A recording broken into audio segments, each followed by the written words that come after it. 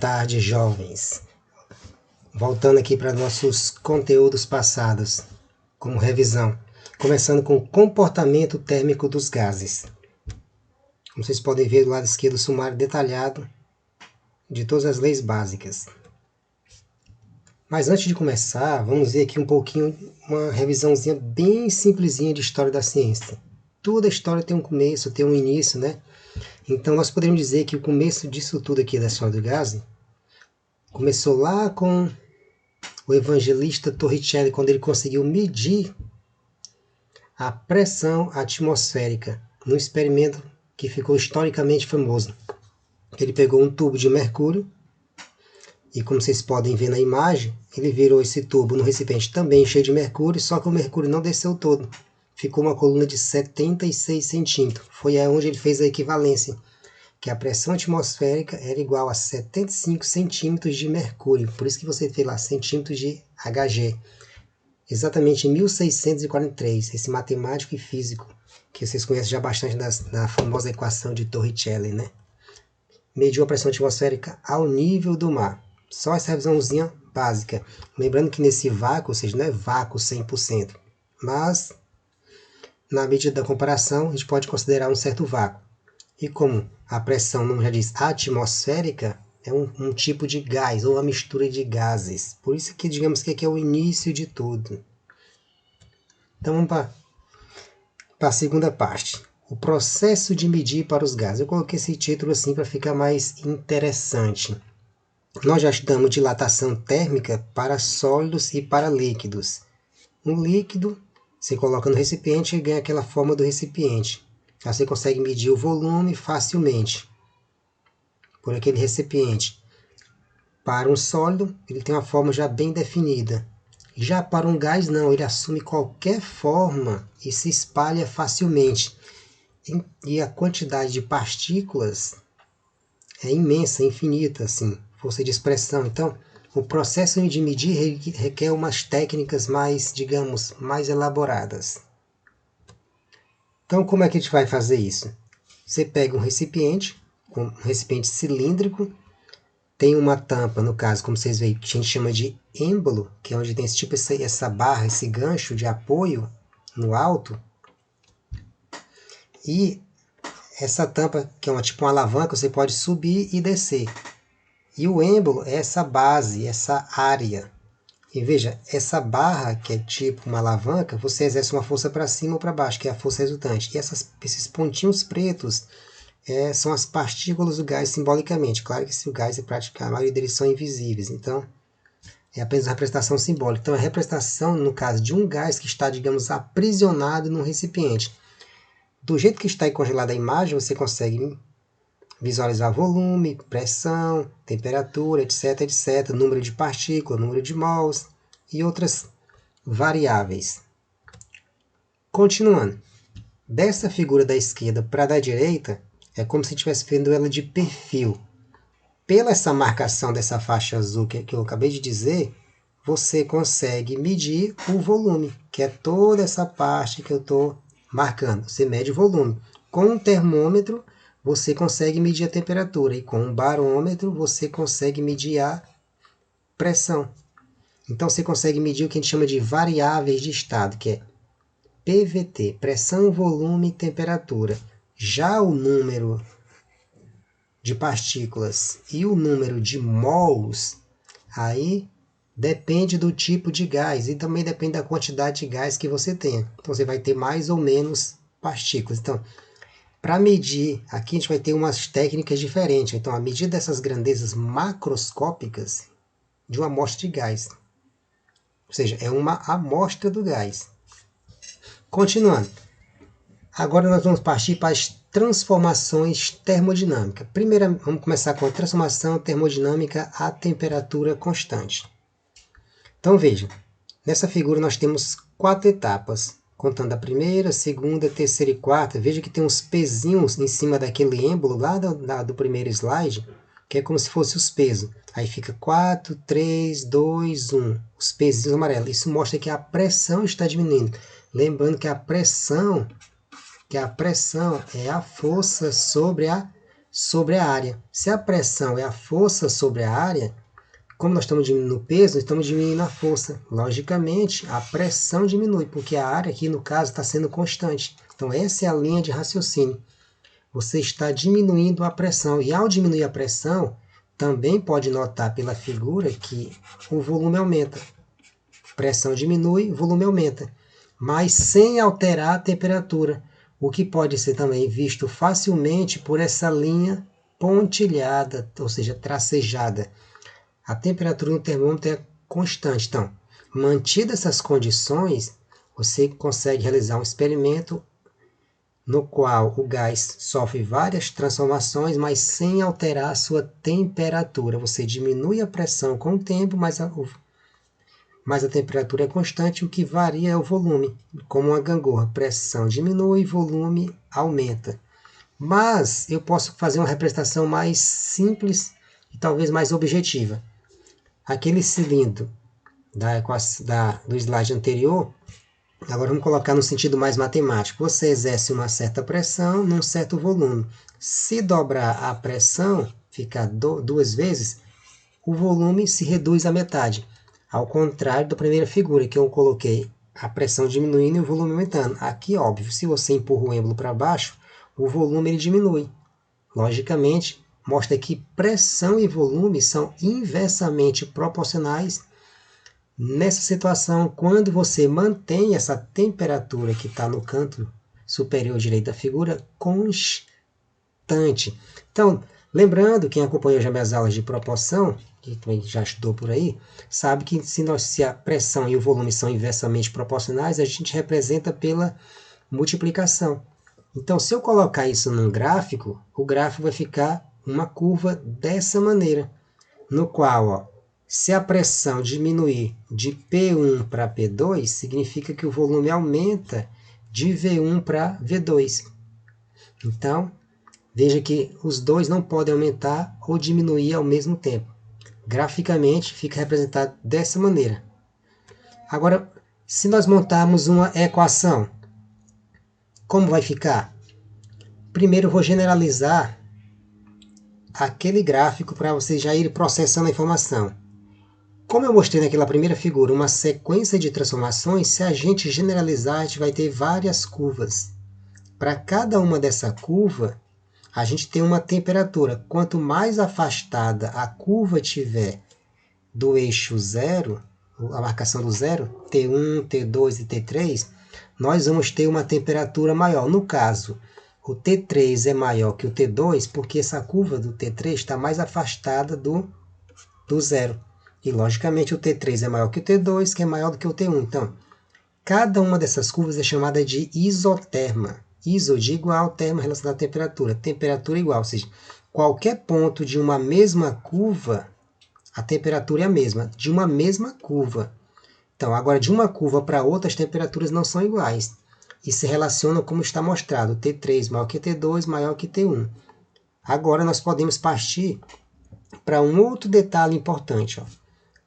Se nós temos um gráfico pressão vezes volume, eu posso pintar a área sobre a curva. Eu tinha mostrado esse gráfico agora há pouco. Pintar a área.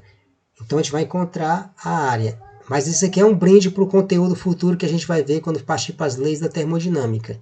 É só para vocês já gravarem na mente. É um brinde. Como pressão e volume são inversamente proporcionais, a gente representa pela multiplicação. E como a gente está falando de proporção, toda proporção tem como resultado o quê? Uma constante. Mas quem é essa constante? De quem depende essa constante? Essa constante depende do que não mudou. O que foi que não mudou? O gás não mudou, não falei que o gás mudou. E também não mudou a temperatura. Então, essa constante depende da temperatura e do gás que foi, ou seja, da amostra de gás que foi aprisionada no cilindro. Ou seja, essa constante depende da temperatura e da amostra de gás aprisionada.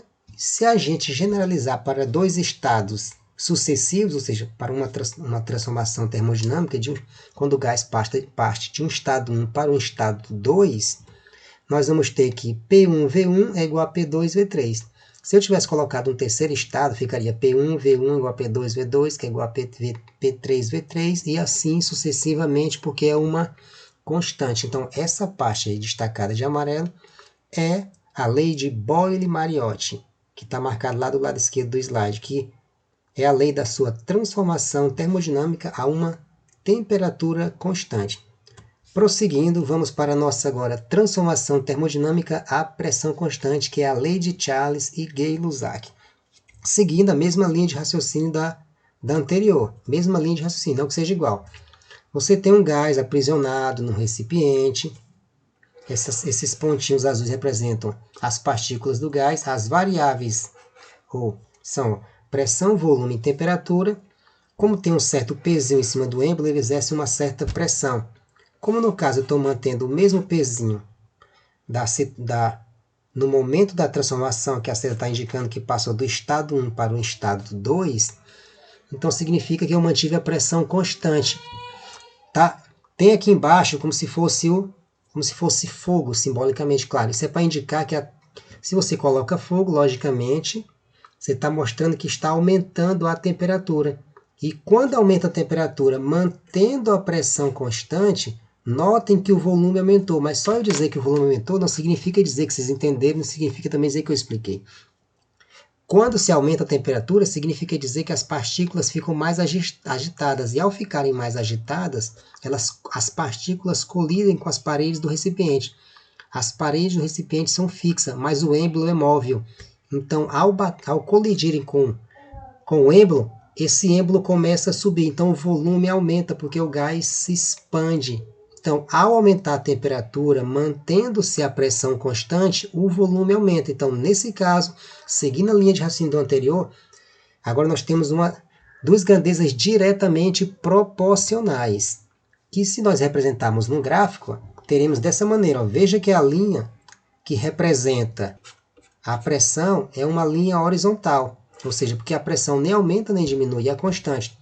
O que está aumentando aqui, no caso, é o volume, de um volume inicial para um volume final. E também aqui podemos pintar a área sobre a curva de um gráfico pressão e volume, que ele vai ser bem importante. Aqui também é um brinde antecipado. Continuando.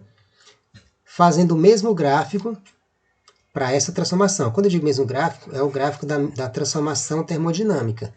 Esse primeiro gráfico relacionava pressão e volume. Esse gráfico agora relaciona volume e temperatura. Então, não se confunda achando que são gráficos diferentes. Eles são diferentes porque relacionam grandezas diferentes, mas é da mesma transformação.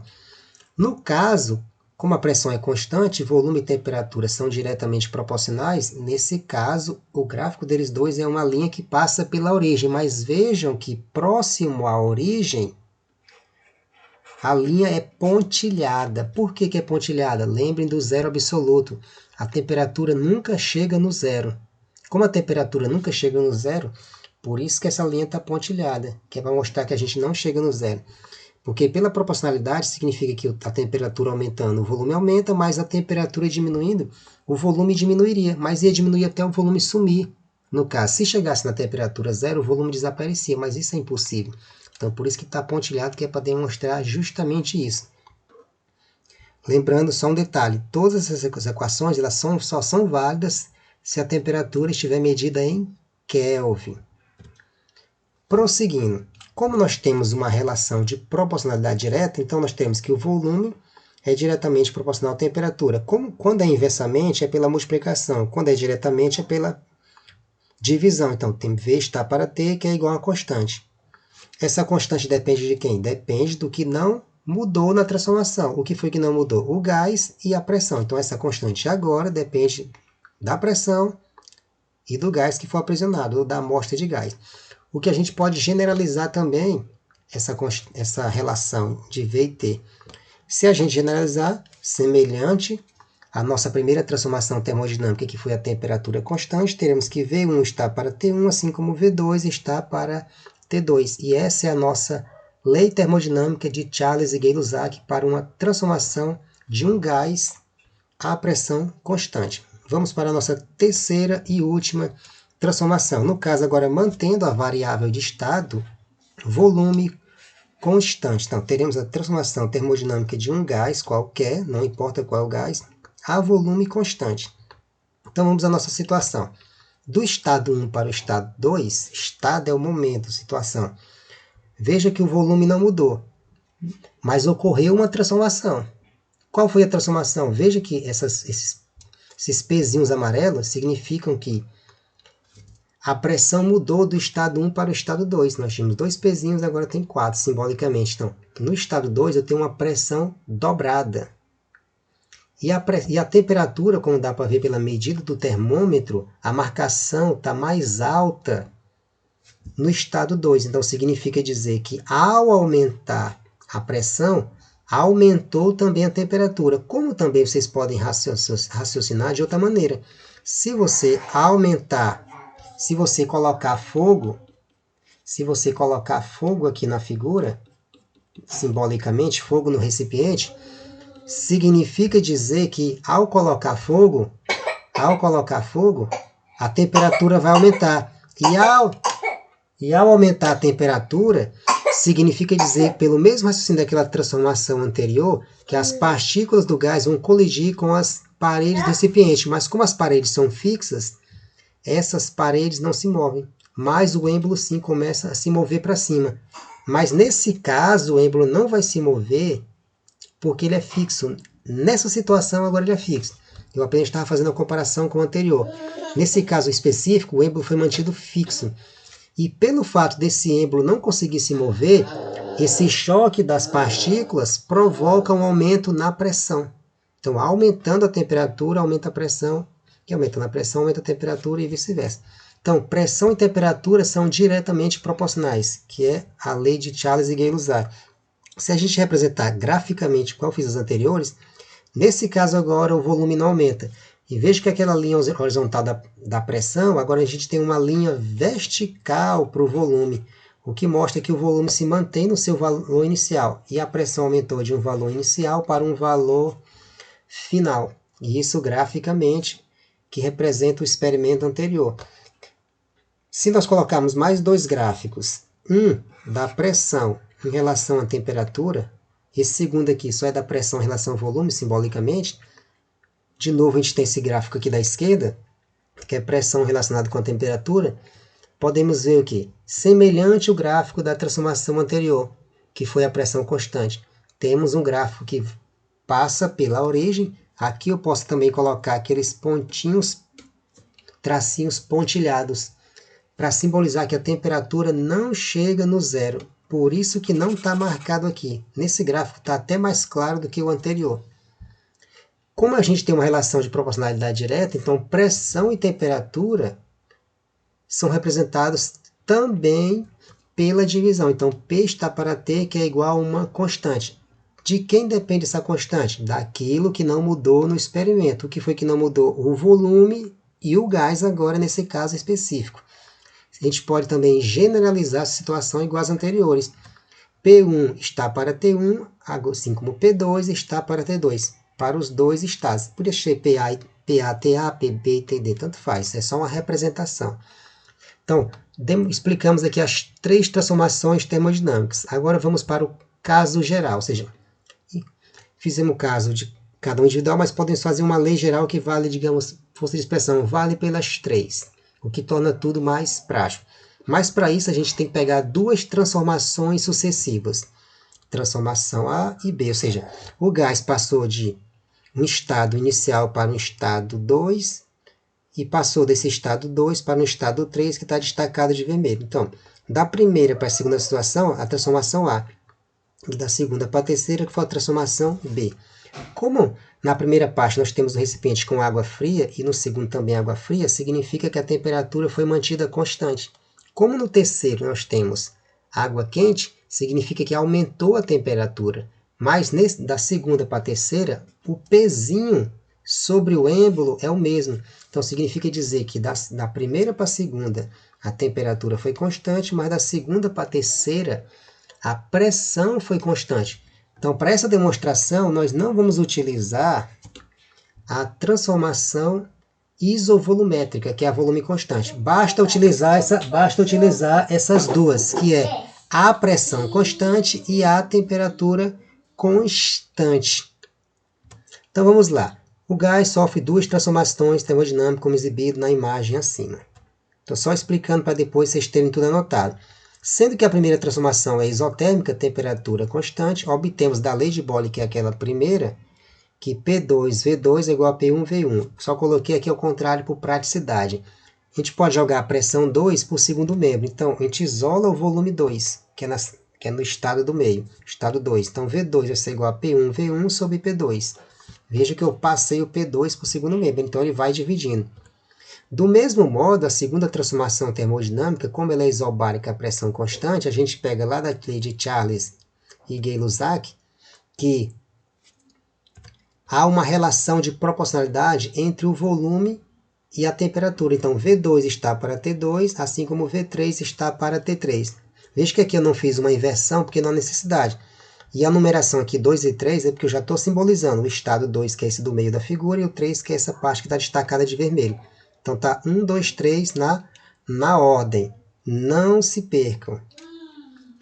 Como a gente pode isolar o V2 aqui, o T2 ele tem que ir para o segundo membro. Como ele está dividindo, então ele passa multiplicando. Então, nós temos que o V2 é igual a V3, T2 sobre T3. Veja que agora a gente pode igualar a equação 8 com a equação 10, já que o V2 está isolado nas duas. Então, igualando a expressão 8 e 10, nós vamos ter que P1V1 sobre P2 é igual a V3, T2 sobre T3. Só fiz juntar as duas equações igualando. Agora a gente vai fazer um reordenamento. Esse P2 vai para o segundo membro, para o lugar do T2, e o T2 vai para o lugar do P2. Então, vamos ter que P1V1 sobre T2 é igual a V3, P2 sobre T3. Lembrando também que do estado 1 para o estado 2, a temperatura é constante, porque não muda, porque é uma transformação isotérmica. Então, T1 é igual a T2. Então, eu posso substituir esse T2 pelo T1.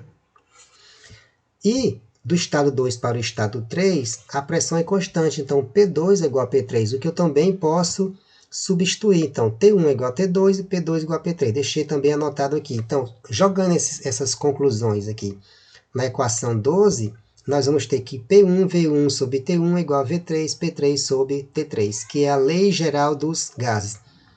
O que também a gente pode generalizar e que a gente fez antes. Então, nós vamos ter que P1V1 sobre T1 é igual a P2, V2 sobre T2, que é igual a V3, P3 sobre T3, e assim sucessivamente. Então, essa relação de PVT é uma constante. Onde essa constante, ela depende, semelhante aos raciocínios anteriores, do que não mudou. Só que nesse caso específico, a única coisa que não mudou agora foi o gás. Porque agora a gente variou tudo, pressão, volume e temperatura. Então, só o gás se manteve constante. Então, essa constante depende do gás que está aprisionado. E ela se caracteriza por duas outras constantes. Se a gente relacionar essa constante do gás, como eu falei lá no começo, ou o número de mols ou o número de partículas, nós vamos representar de uma maneira diferente. Então, se a gente usar o número de mols, a constante associada a ela vai ser o R, que é chamada de constante universal dos gases perfeitos. Então, vai ficar essa equação 14, fica PVT, colocando agora em termos gerais, ó, sem identificar estado, porque é uma forma geral, igual a NR, porque eu falei, se for o número de mols, vai ser o R. Então, PVT é igual a R. Se a gente fizer aqui o produto dos meios, teremos que PV é igual a nRT, que é chamada de equação de Clapeyron, como está mostrado lá do lado esquerdo. Mas, SR, ele pode ser dado em joules, que fica 8,31 joule por mol Kelvin, ou se a gente colocar em ATM, fica 0,88 ou 0,082 ATM litro por mol Kelvin. Então, depende das unidades. Constante universal dos gases perfeitos. Então, não precisa decorar isso. É meramente informativo. Mas, como eu falei antes, aquele gás que foi apresentado nessa lei geral, variando todas as grandezas macroscópicas, as variáveis de estado, se ao invés do número de mols a gente associar ao número de partículas, a constante a ela vinculada vai ser a constante de Boltzmann e não o R. A gente vai só readaptar a expressão 14. Fica PVT igual a NK. Aí faz o produto dos meios. Teremos que PV é igual a NKT, onde esse K, que é a constante de Boltzmann, é 1,38 vezes 10 elevado a menos 23 joule por Kelvin. E finalizamos.